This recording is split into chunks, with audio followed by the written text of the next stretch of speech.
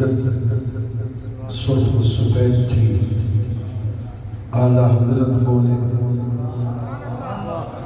جس سے تاریک دل جگمگانے لگے، جس سے تاریک دل جگمگانے لگے، اس چمک والی لنگر پہ لاکھوں سلام۔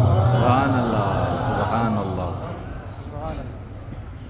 وَكَانَ أَدْعَنِ الْعَيْنَيْنِ، رسول اللہ صلی اللہ علیہ وسلم کی چشمان مقدس بڑی تھی۔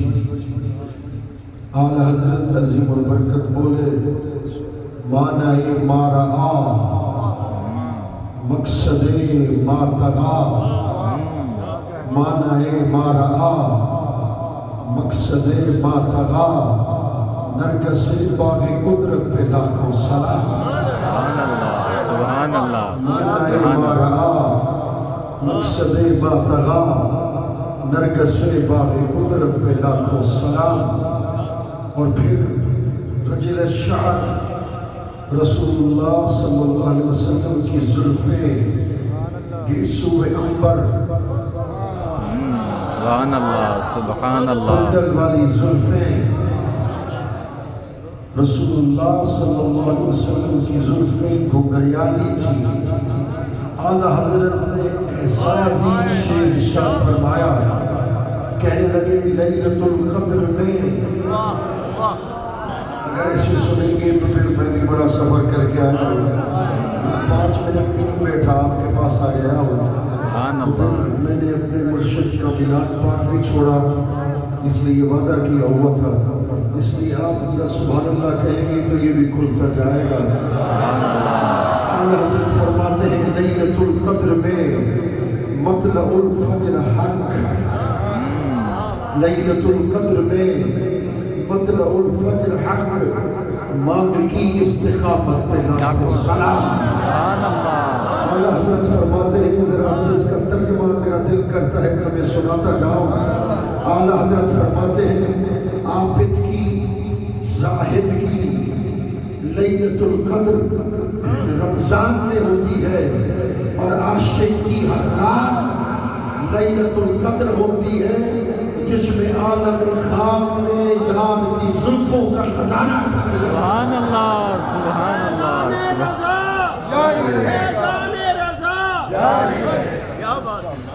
لیلۃ القدر میں مطلع الفجر حق، مانگ کی استقامت پہ لاکھوں سلام۔ اور پھر فَكَأَنَّ وَجْهَهُ بُرَكَةٌ مُصَّفٍ، رسول اللہ کا چہرہ اقدس ایسے تھا جیسے قرآن کا ورق ہو۔ میں نے بڑا سوچا فَكَأَنَّ، یہ تشبیہ کیوں دی صحابہ نے حضور کے چہرے کو قرآن کے ورق کے ساتھ؟ یہ سودا میرا ہے، جسے اچھا لگے تو لے لے، واپس کرنا چاہے تو واپس کر دے۔ تو آؤ سنو، صحابہ نے حضور کے چہرے کو قرآن کے ورق سے تشبیہ کیوں دی؟ اس لیے کہ قرآن کے ورق پر اللہ کا کلام لکھا ہے، اور مصطفیٰ کے چہرے پہ اللہ کے نور کا فیض۔ سبحان اللہ، سبحان اللہ۔ اور پھر اعلیٰ حضرت کہے حسن یوسف پہ کٹی مصر میں انگشت زنا، حسن یوسف پہ کٹی مصر میں انگشت زنا، سر کٹاتے ہیں تیرے نام پہ مردان عرب، حور سے کیا کہے موسیٰ کو اگر عرض کرے، ہے خود حسن ازل طالب جانان عرب، فرماتے حور سے کیا کہے، حضرت موسیٰ سے کیا کہے، 1,24,000 نبی حسین۔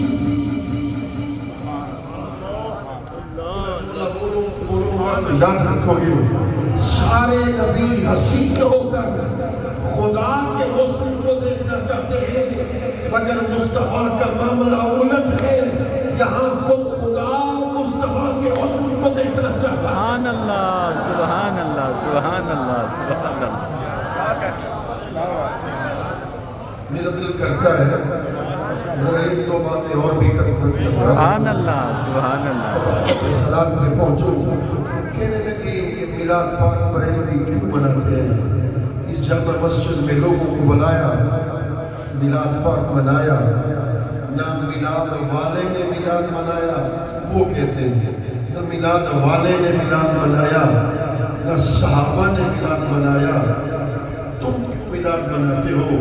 اور میلاد پر حدیث چاہیے صحیح، حدیث بھی سیاست میں شامل ہو۔ میں نے کہا بسم اللہ، حدیث بھی صحیح، شیر پر تمہارا سبحان اللہ کہہ رہے تھے، حدیث پر نام، حدیث بھی صحیح، حدیث بھی سیاست میں شامل۔ اس حدیث پاک کو امام ترمذی نے الجامع الصحیح میں، امام خطبی نے مجمع الزوائد میں، امام احمد بن حنبل نے اپنی مسند میں، اور امام بیہقی نے دلائل النبوت میں نقل کیا۔ میں نے کہا مولانا تو ایک محدث کی بات کر رہا تھا، میں نے 4 محدث کا حوالہ پیش کر دیا ہے۔ سبحان اللہ، سبحان اللہ۔ ایسے ذوق دکھاتے جاؤ گے تو میں تقریر کرتا جاؤں گا۔